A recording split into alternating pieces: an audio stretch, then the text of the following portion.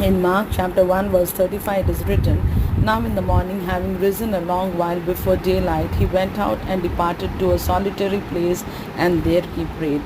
In Lamentations 2:19 it is written, "Daughter of Zion, arise, cry out in the night, at the beginning of the night watches, pour out your heart like water before the presence of the Lord. Lift your hands to him for the lives of your children," it is written.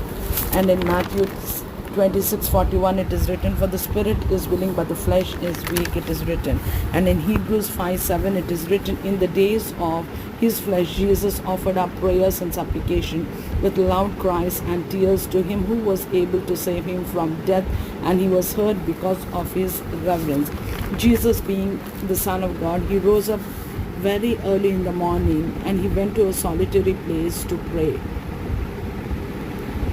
And we have to arise at the beginning of the day, at the night watches, and we have to pour out our heart like water, and we need to lift up our hands for our children.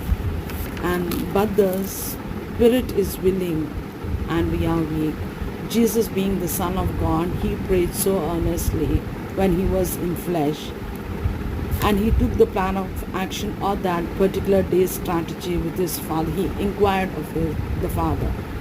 And we as human beings, how much more it is important for us to wake up at the night watches at the beginning of the day, even while it was still dark, and seek his presence, pray in his presence.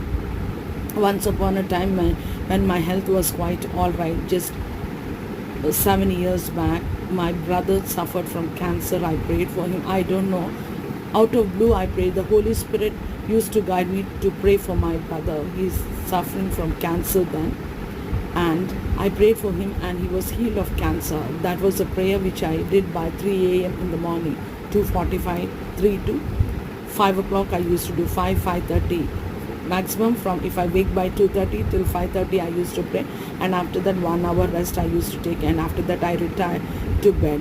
That was my prayer pattern which God gave me, where the Holy Spirit helped me to pray so. But now I fell sick. That is the reason doctor asked me to take. I got a neurological problems. I have to sleep for 8 hours. 3/8 I have to work for 8 hours duty, or 8 to 9 hours. 8 hours I work at home for all the household chores, and more than 8 hours I used to be in prayer and all. Those are my most memorable days, and I'm loving and I'm anticipating that God may restore those days in my life and all my listeners, that we may pray in such a manner that we accepted by God.